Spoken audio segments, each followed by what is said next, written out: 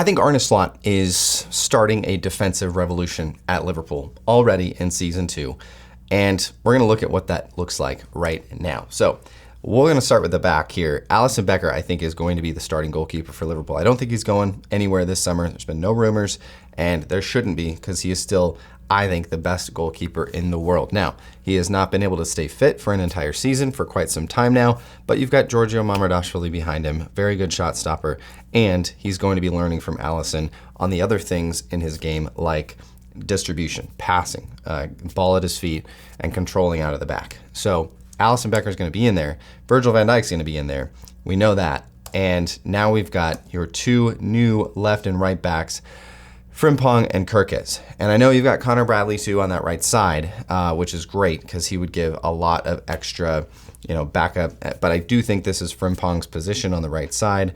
And I do think Milos Kerkez comes in right away and starts on that left side as well. So already this is looking really nice. Now, Ibrahima Konate right now is your starting right center back. But there have been a lot of rumors about his contract situation. And if we look at the rest of this team, so Gravenberch, Szoboszlai, McAllister, that's a good midfield. And I'm just basing this on what we know today, what has been completed today. You've got Gakpo on the left side there, or that could be Diaz, but there's been rumors of Diaz going. You've got Mo Salah, of course, on that right wing.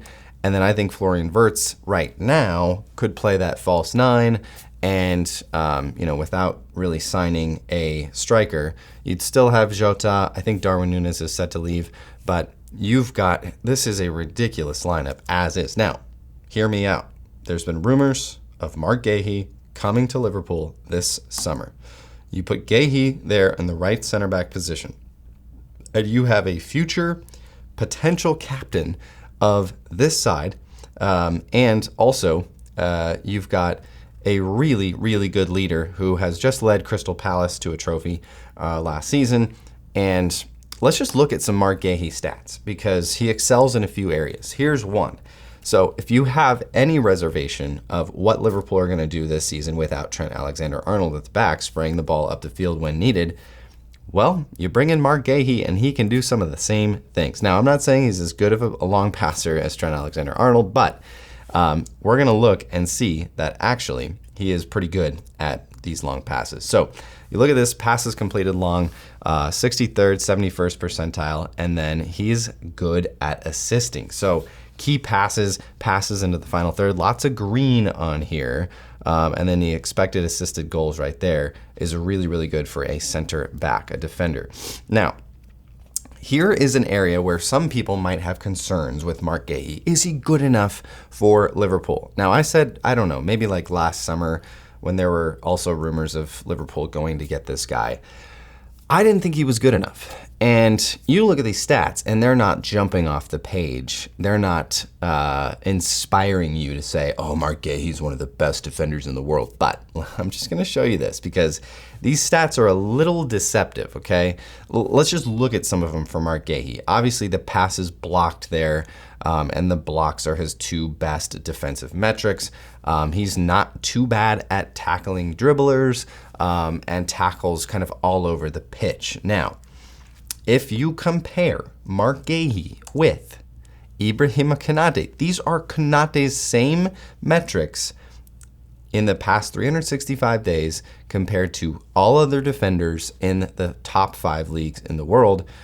This is what you get from Ibrahima Konate. I was shocked at how bad these numbers look, but we all know that Kenate was one of the best defenders in the world last season. So what's going on? What are these metrics? What is happening here?